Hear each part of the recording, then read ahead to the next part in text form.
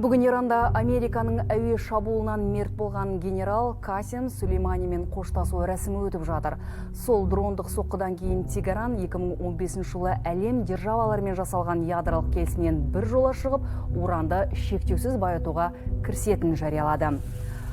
Осылайша Құрама Штаттар мен Ислам Республикасы арасындағы шиеленіс үлкен әскери жанжалға ұласады деген қауіп туындап отыр.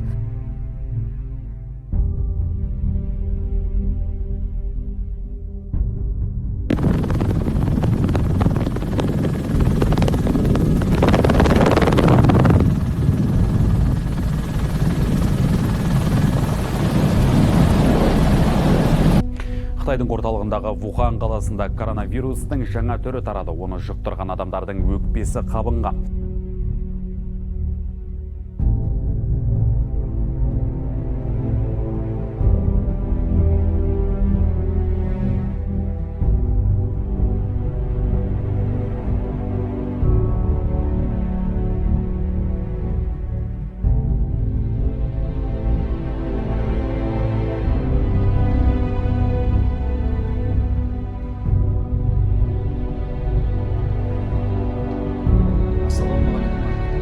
Уважаемые казахстанцы, я бы хотел извиниться перед всей нацией народа